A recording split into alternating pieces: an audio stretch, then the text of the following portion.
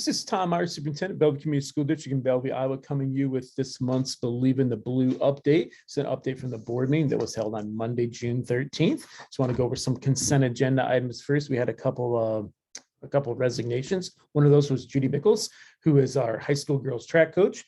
She's keeping her teaching, but she is giving up the high school girls track coaching. She's done that for 35 years. So thank you, Mrs. Mickles, for all your service to students that way. We also had a resignation for assistant wrestling from Pat Bauer, who's pursuing another opportunity. Recommendations to hire. I'm just going to go through a few of these. These are all listed on our website underneath the comment highlights on our main page. It'll take you to the comment highlights over the last several months and several years, actually, that way. But Pete Boniface was hired as a middle school, high school activities director. Mike Steinis has been a part-time bus driver, will now be a full-time bus driver. Brandy Bailey, currently an associate in our district, also has some experience with wrestling, and Brandy will be our head girls wrestling coach or assistant coach overall. So that's great for Brandy as we start the girls program for wrestling here in the Bellevue Community School District. Looking forward to that. Looking forward to having several girls out in future years that way and starting off this year. Again, we had one student out last year, but now there is their own girls division that way that we'll be going with. We also hired a middle school, high school social studies teacher, and that is Tom Dorhout,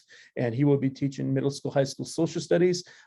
Craig Ryder, who's our science teacher, will also be a volunteer track coach in the future. Isabel Krabanoff, who's been helping out with Color Guard, has done a fall program with that and then a spring or winter program with that. We'll also be continuing that in the future. And then Allison Lawrence will be a middle school volleyball coach that way, starting off that way too. So a lot of great people coming on board to fill a variety of positions, a lot of those being coaching and some other things there as well. We talked about the ACT test that way. I shared some results of all of our juniors who took the test this year that we provide for them at no cost. We're wondering what we want to do in the future with that, because ACT is not required for general admission to colleges anymore, in a lot of areas at least. It is still required for some scholarships and stuff, but we're talking about if we want to continue doing that and make it required for all students or make it optional, but still pay for it as a district. We'll have some more discussion about that at the July board meeting.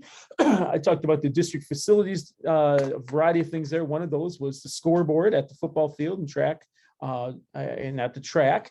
Matt Yeager and Chuck Kinake, co-head football coaches, along with our incoming AD Pete Boniface, talked about the scoreboard and some fundraising ideas they have for that, looking at the price of that and what that will be, and working with the Booster Club, working with different organizations and looking for some contributions from businesses and individuals, and looking at starting up a drive with individual grade spans that way when they were in football. So there's a diagram of that on the comment highlights that you will see as you tune into that way, but it looks similar to this here. I don't know if you can see that real well or not, but it looks similar to that. That'll be the Rick Miller scoreboard. So you'll have some of that there.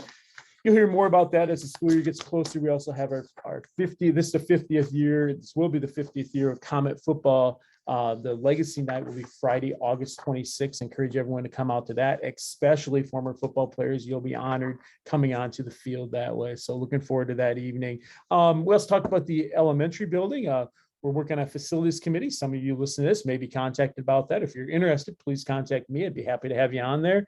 We're going to have some meetings here in August and September, maybe a smaller group meeting in August and then larger group to really get things rolling in September, whether that's a renovation of the current building or looking at building a new elementary building, but having some real discussions about that and going over the assessment. And we've had a couple different assessments done. The last one was done roughly about 6 months ago, and just looking at what that has shown us about the building that way. Talked about the possibility of a rec center with that. It's not cost prohibitive, space prohibitive. Talked about daycare, some different things with that. We approved some bids. Actually, we approved one bid. We approved a milk bid, and that goes to Bellevue Dairy with John Ruggerberg. He will be providing milk once again for our district that way. We have bread bids out there too, but we have not received any bread bids back, which is the same thing we've struggled with the last couple of years. So, but we have been getting bread, and we feel confident the people we have contact will be getting something to us fun soon. ESSER 3 funds, just a general update on how we're using some of the funds from COVID that way. We're using for staffing for our extra 3rd and 4th grade sections, Life Connections, our mental health counseling services that way, Challenge to Change, done at the elementary and some at the middle school, some summer school programming that way, associates that were needed at the elementary and the middle high school, some tutoring for English 105 and 106 to Joni Kilberg. That's for our college tutoring that way. Some general cleaning things, hand sanitizer, stuff like that. And then some band instrument covers we've used it for in the past, but just an idea where we've been using that money. We also went over board policy updates, just reviewed them, reviewing the 100 series, which is about the district, the 600 series, which is about the education program. Then there's several other ones in there as well, just to meet legal requirements there. So we'll be reviewing those more in depthly and approving those or approving changes to those if needed at the July board meeting. Those are also all connected to the comment highlights. We approved a transfer of funds from the general to student activity area that way, just based on safety, and have different things there. One of the new things this year are helmet covers to use during practice for football. There are extra padding that goes on the helmet itself. It covers virtually the whole side and top of the helmet that way, not the front face mask, obviously, but that is something. But we've also used it for helmet and replacement parts, helmets and replacement parts for helmets, tape for mats and wrestling, catcher's equipment for baseball and softball, wrestling headgear, things like that. And while I'm talking about safety, the board also talked about safety improvements here in our entire district, but specifically more so at the middle school, high school building, and locking our front entrance. One of the duties the board gave me was to check with some different companies about what could be done to lock our front doors, which we have the capability to do that already in one set of doors that are unlocked during the day. And then a calling system or a buzzer system, a camera there. So we were working on some of those clips since the board meeting. Today is Thursday. So I've been working on that. Should be getting some quotes in soon on that kind of stuff. So we'll see where we go with that. But just looking to increase the safety here and security and making some changes that way. With all the news going on and things like that, we're trying to make it as safe as possible. Do we feel it's unsafe right now? No. But at the same time, can we make it safer? Yes. And that goes along with, I've talked to Bud Schrader, I talked to Kent Clausen and Lynn Meninger just this week about the training that they had at the elementary on June 6th and 7th, just as a strictly training, but they were using our elementary building. They plan on speaking to all of our staff that way in August at our professional learning or sometime similar to that. And then we'll also be doing some training with our students during the year at some point that way, or maybe more than one, but we'll do some continuous training with our staff, which we have done in the past as well. So just some information on that.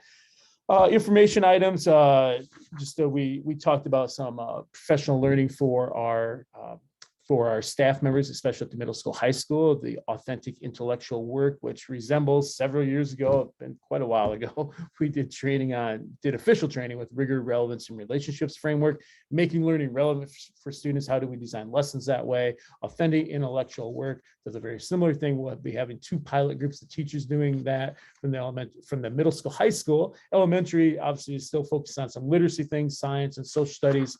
Those are some key areas that they have worked on a great deal. One of the books we'll be using at the middle school, high school is called Authentic Intellectual Work. That way, it's been around for a while. It is very similar. Some things we try to do already, but gives us a little more framework for that, a little more guidance for that as well. Summer school update. We have roughly 50 students enrolled in summer school right now, and that's in grades K through 2. Let's talk about the legislation follow-up.